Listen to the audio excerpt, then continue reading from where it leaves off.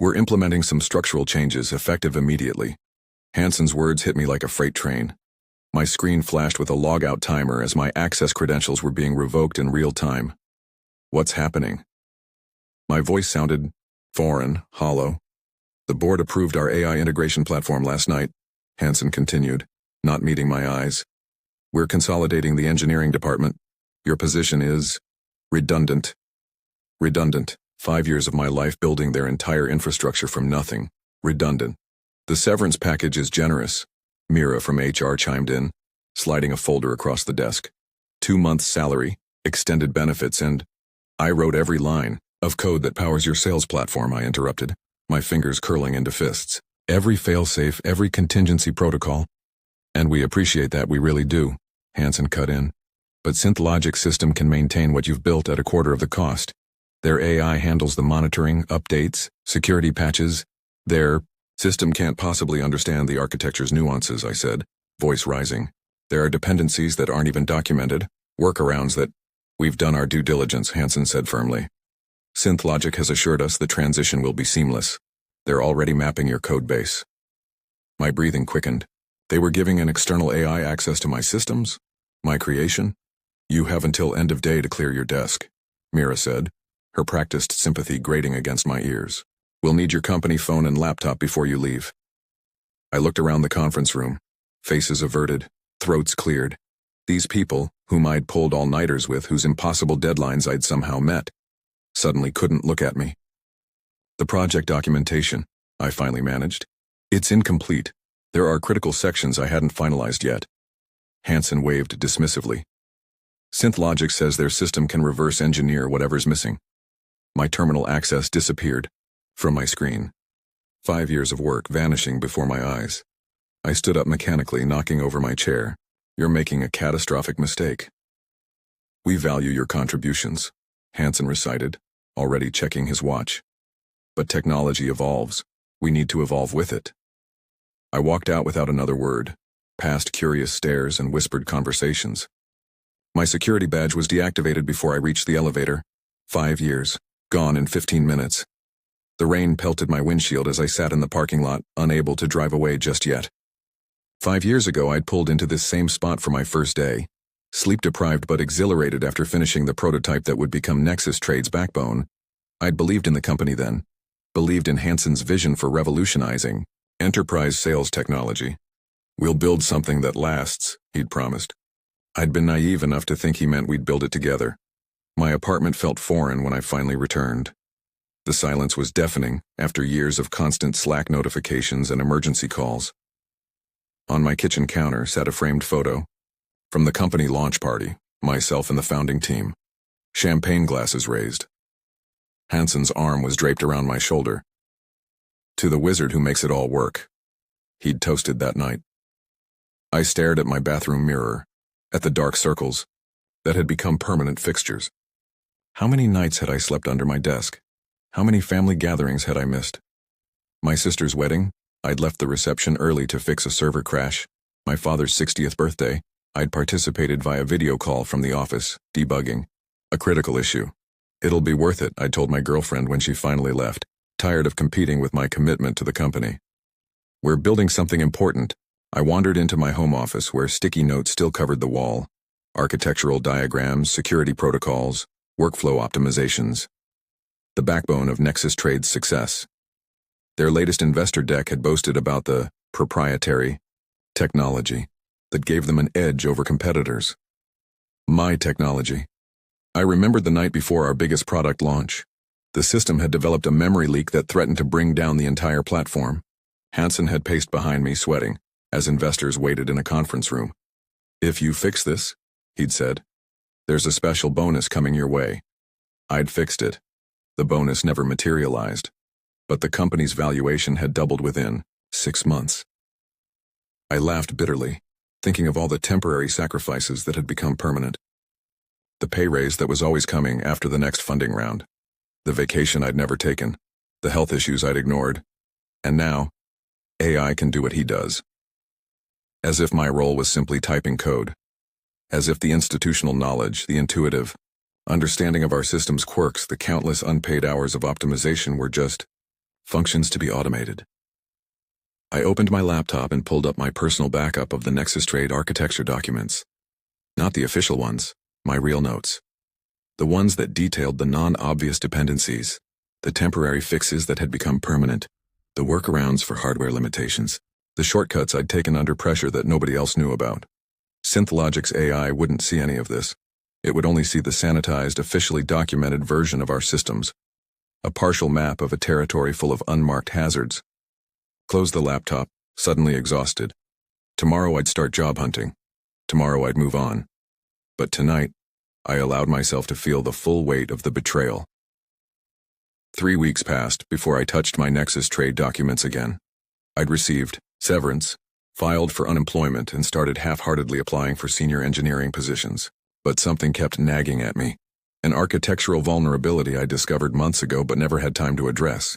It wasn't a traditional security hole, more like a design consideration that could become problematic under specific circumstances.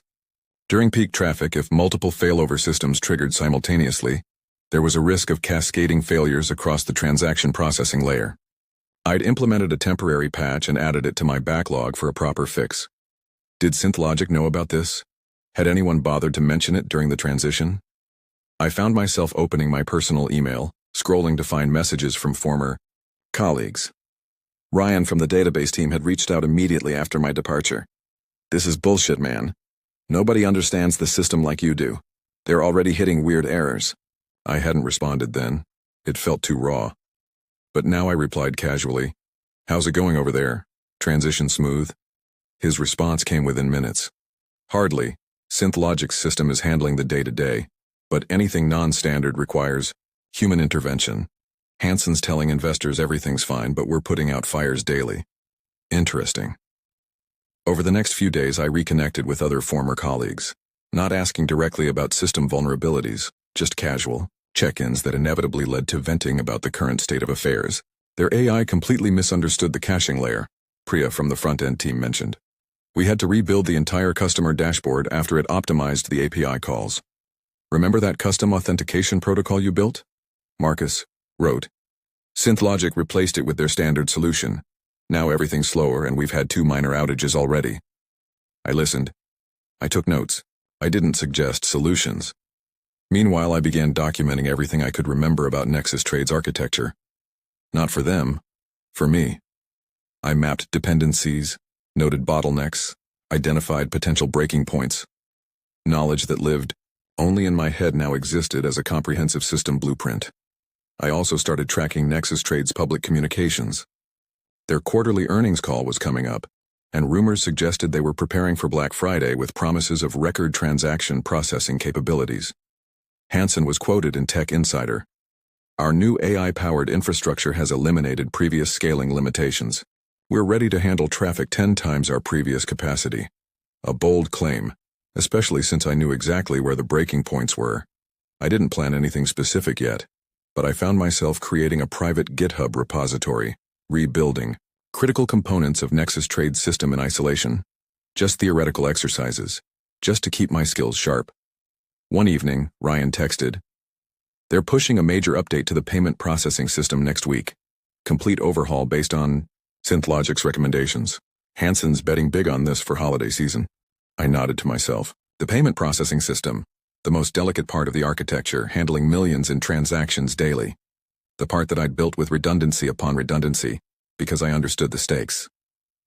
"Good luck with that," I replied simply. I opened my laptop and pulled up the system architecture diagram I'd been refining. The payment processing node glowed at the center of my screen, connected to dozens of dependent services. I traced potential failure paths with my finger, considering load balancing, database connections, authentication flows. A notification popped up on my phone. Nexus Trade was hiring a solutions architect to support our AI-driven development initiative. They were struggling. Quietly, carefully, I began researching SynthLogic's AI system, its limitations, its approach to legacy code. I found technical documentation. I created an innocuous-looking web monitoring tool and deployed it on a cloud server. Nothing illegal, just a public-facing API checker that pinged Nexus Trade's endpoints hourly and logged response times. The kind of thing any customer might use to monitor service reliability. The data started flowing in. Response patterns, traffic fluctuations, momentary outages too brief for most users to notice.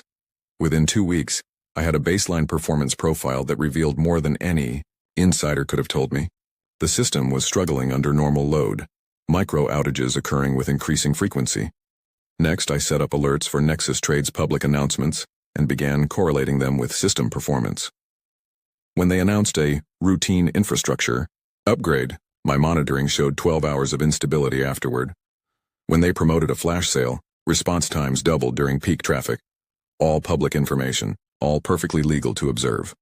I also created a dummy account on their platform, making small purchases periodically. This gave me visibility into the user experience, the checkout flow, error handling. I noticed the transaction confirmations were delayed compared to the pre-SynthLogic days. The system was hanging somewhere, probably at the database commit phase. 1 month in, I received an unexpected message from Marcus. "You aware of what's happening? System's been glitching all week. They're blaming hardware issues, but it feels like software. Reminds me of that memory leak from last year." I feigned ignorance. "Haven't been keeping up. Anything serious?" "Not yet, but we're heading into preparation for holiday sales. Hanson's pressuring everyone to make the platform bulletproof before Black Friday.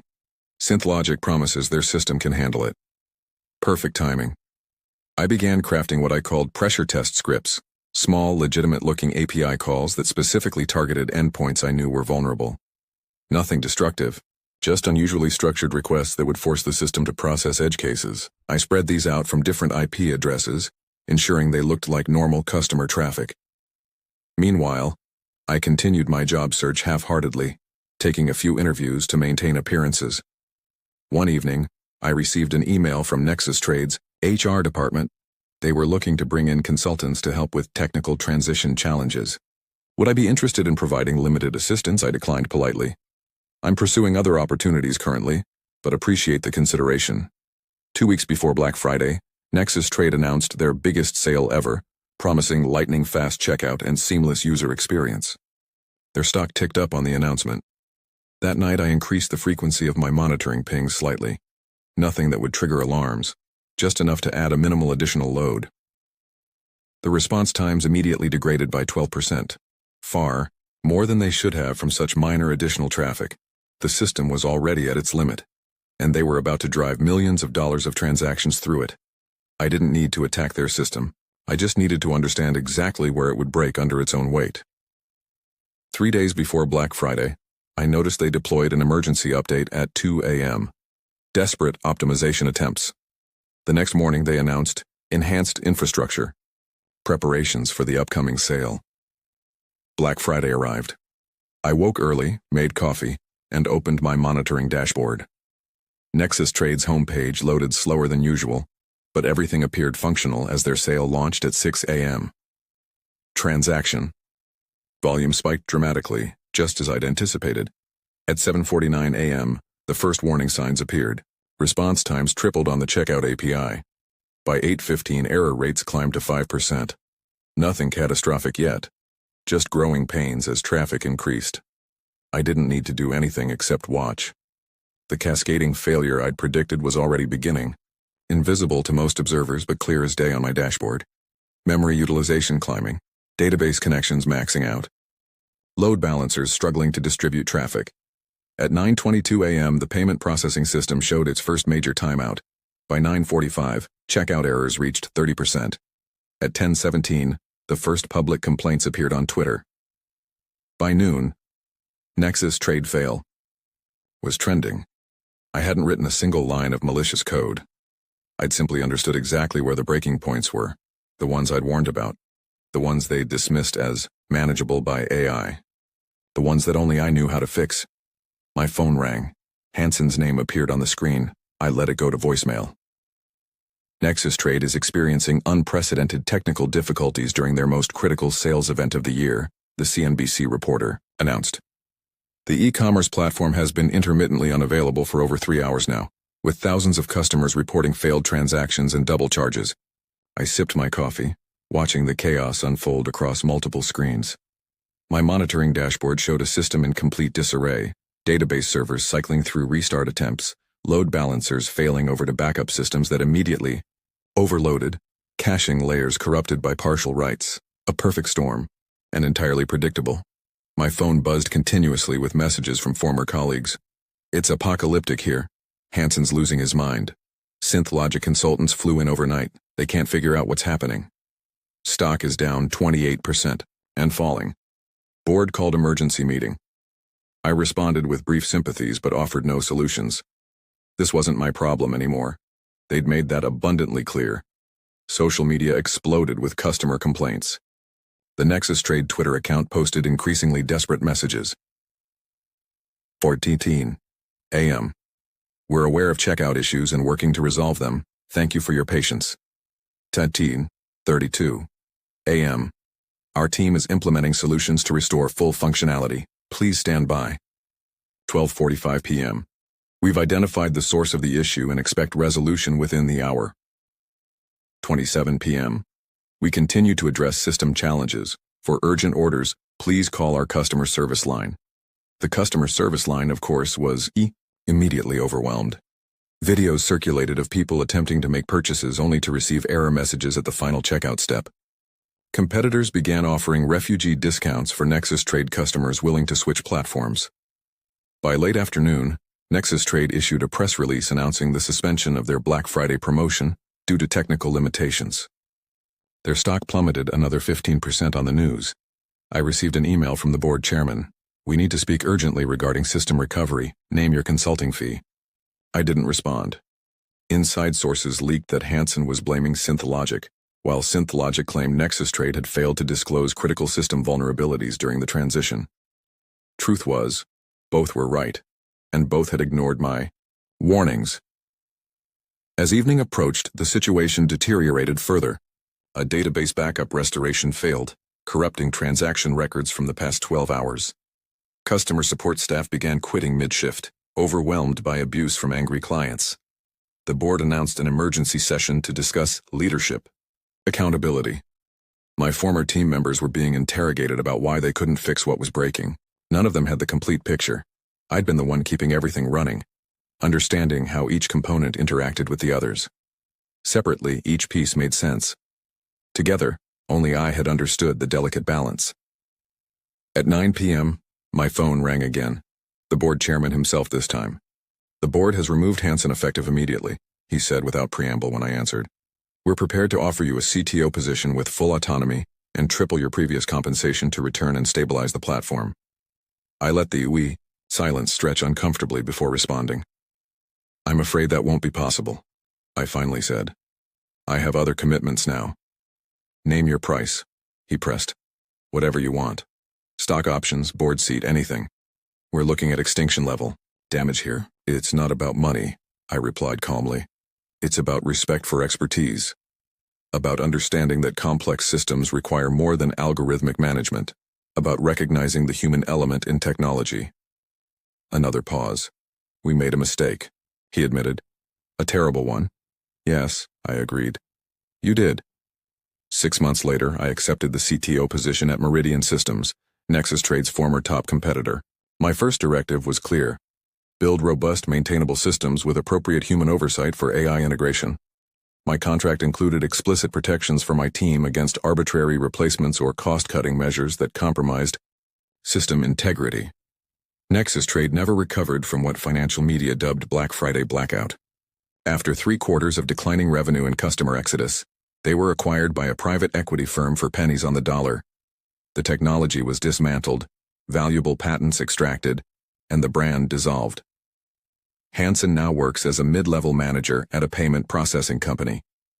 I occasionally see his LinkedIn posts about human-centered AI implementation and respecting technical expertise.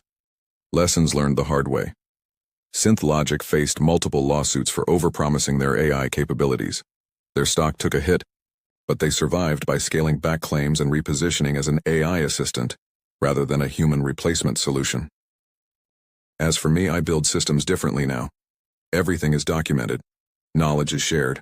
No single person, not even me, holds all the keys. We integrate AI tools extensively, but as assistants rather than replacements. The machines help us work faster, but humans make the critical decisions. Sometimes I think about those final hours before Nexus Trade's collapse.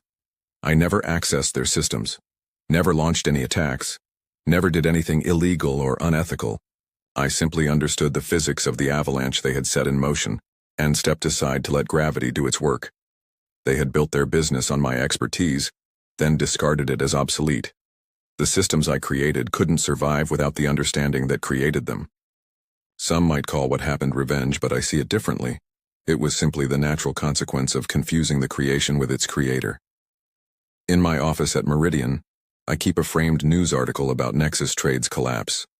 Not out of spite, but as a reminder of what happens when companies value algorithms over experience, cost-cutting over craftsmanship, artificial intelligence over actual intelligence.